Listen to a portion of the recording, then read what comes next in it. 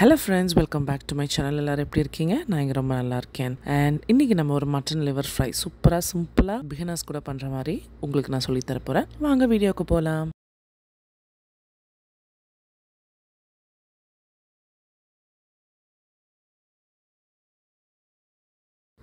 இப்போ நம்ம ஒரு கடாய் எடுத்துக்கிறோம். கடாய் எடுத்துட்டு அதில் நம்மளுக்கு தேவையான அளவு நம்ம எண்ணெய் ஊற்றிக்க போகிறோம். ஒரு 4 டேபிள் ஸ்பூன் அளவுக்கு நம்ம எண்ணெய் ஊற்றிக்க போகிறோம். நான் குட்டி டேபிள் ஸ்பூன் எடுத்துருக்கறனால 4 டேபிள் ஸ்பூன் ஊற்றிக்கிறேன். நீங்கள் எண்ணெய் வேணாலும் யூஸ் பண்ணிக்கலாம். கடலெண்ணெய் நல்லெண்ணெய் எது வேணாலும் நீங்கள் யூஸ் பண்ணிக்கலாம்.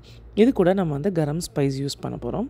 பட்டை, கிராம்பு அண்ட் ஏலக்காய் போட்டு இது நல்லா வதங்கினோடனே கொஞ்சமாக சோம்பு ஆட் பண்ணிக்கிறோம். சோம்பு தான் நம்ம இந்த ஈரலுக்கான ஃப்ளேவர் கொடுக்கும்.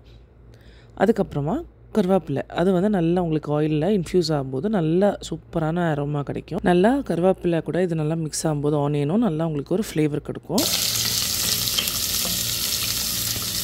அண்ட் வெங்காயமே ரொம்ப நம்ம தொக்கு மாதிரி திக் நல்லா டார்க் ப்ரௌன் எல்லாம் வதக்க வேணாம். இது ஒரு டிரான்ஸ்பரன்சி கலர் வந்தோடனே நம்ம ஈரல் ஆட் பண்ணிக்கலாம். இப்போது ஈரலுக்கு நிறைய ஹெல்த் பெனிஃபிட்ஸ் இருக்குங்க. கண்டிப்பாக ப்ரெக்னென்ட் லேடிஸ் குழந்தைங்களுக்கு இப்போ இருந்தே நம்ம கொடுத்து பழக்கணும்னா குழந்தைங்களுக்கு ரொம்பவே நல்லது. அண்ட் ப்ரெக்னென்ட் லேடிஸ்க்கு பார்த்திங்கன்னா அவங்களோட பிளட் கவுண்ட்டுக்கு இது ரொம்ப ஹெல்ப்ஃபுல்லாக இருக்கும். இப்போ இந்த காலத்து குழந்தைங்களுக்கு யாருக்கும் தெரிய மாட்டேங்குது இதோட பெனிஃபிட்ஸை பற்றி. இப்போ நம்ம இது கூடவே கொஞ்சமாக இஞ்சி பூண்டு ஆட் பண்ணிக்கிறோம். நான் ஒரு 1.5 டேபிள் ஸ்பூன் அளவுக்கு ஆட் பண்ணிக்கிறேன். இஞ்சி பூண்டு நல்லா இந்த மசாலாவோட நல்லா மிக்ஸ் ஆகட்டுங்க. இந்த பச்சை வாசனை எல்லாம் போகட்டும். நான் இங்கே சவுதியில் இருக்கிறதுனால எனக்கு இந்த மாதிரி மீட் ஷாப்பில் மட்டன் லிவர் கேட்டோம்னா இந்த மாதிரி கொடுப்பாங்க. இல்லை நமக்கு எந்த சைஸ் வேணாலும் நம்ம கட் பண்ணி நல்லா உப்பு போட்டு மஞ்சள் போட்டு நல்லா வாஷ் பண்ணி வச்சுக்கோங்க. அப்போ தான் அந்த கவுச்சு வாடை அந்த ரத்த வாடை எல்லாம் போகும். அண்ட் எத்தனை பேர் இந்த மட்டன் லிவரை பிடிச்சி பயங்கர favourite one of my favourite டிஷ்ஷுன்னு சொல்கிறவங்க இருக்கீங்கன்னு சொல்லிட்டு கமெண்ட் பண்ணுங்கள் மறக்காமல். சின்னதில் அப்பா கொடுக்கும் போதெல்லாம் எங்களுக்கு இதோட அருமை தெரியலைங்க. இப்போ வெளிநாடு வந்ததுக்கப்புறம் தான் ஒவ்வொரு புது புது வியாதியெல்லாம் வரும்போது தான் நமக்கு தெரியுது. அப்புறம் போன் வீக்னஸ் எல்லாம் வரும்போது தான் டாக்டர்ஸ் கண்டிப்பாக இதை சாப்பிடுங்கன்னு ப்ரிஸ்கிரைப் பண்ணுறாங்க. என் தங்கச்சிக்கு இது ரொம்ப அவளோட ஃபேவரட் டிஷ்ஷு. இப்போ இது கூட நல்லா எண்ணெயெல்லாம் பிரிஞ்சு வந்த உடனே நம்ம ஒரு தக்காளி ஆட் பண்ணிக்கலாம். நீங்கள் சாப் பண்ணியும் ஆட் பண்ணிக்கலாம். ஆர்எல்ஸ் நீங்கள் நல்லா கிரைண்ட் பண்ணி பேஸ்ட் மாதிரி கூட நீங்கள் இதில் ஆட் பண்ணிங்கன்னா நீங்கள் நல்லா பேஸ்ட் மாதிரி ஆட் பண்ணிங்கன்னா கூட உங்களுக்கு கிரேவிக்கு நல்லா திக்காக இருக்கும். இப்போ பாருங்கள் நல்லா அந்த தக்காளி போட்டுட்டு நம்ம அந்த உப்புக்கும் இதுக்கும் நல்லாவே வெந்துடும். சீக்கிரம் கொஞ்சம் லைட்டாக மூடி வச்சிருக்கலாம். அண்ட் மெயினாக இந்த ஈரல் ரொம்ப நேரம் வேக வைக்கக்கூடாதுங்க. அது சில பேருக்கு தெரிய மாட்டேங்குது.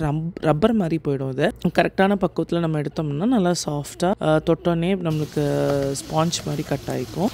இப்போ நல்லா இது வதங்கிடுச்சுங்க. இப்போ இந்த ஸ்டேஜில் நம்ம coriander powder, red chilli powder and லைட்டாக கரம் மசாலா நான் ஆட் பண்ணிக்கிறேன். அந்த ஃப்ளேவருக்காக எல்லாத்தையும் போட்டு இந்த பச்சை வாசனை எல்லாம் போகிற வரைக்கும் வதக்கிக்கணும். இந்த ஸ்டேஜில் நீங்கள் உப்பு எல்லாம் பார்த்துட்டு கொஞ்சமாக தண்ணி ஆட் பண்ணிக்கோங்க. கொஞ்சமாக ஆட் பண்ணுங்கள். ரொம்ப ஆட் பண்ண நான் சொன்னேன் இல்லையா, ரொம்ப ஆட் பண்ணி அதை ரப்பர் மாதிரி பண்ணிடாதீங்க. கொஞ்சமாக ஆட் பண்ணாலே நம்ம இது செமி கிரேவியாக தான் எடுக்க போகிறோம். அதாவது தொக்கு டைப்பில் தான் நம்ம எடுக்க போகிறோம். அதுக்கு இந்த தண்ணி போதுமான இருந்துச்சு.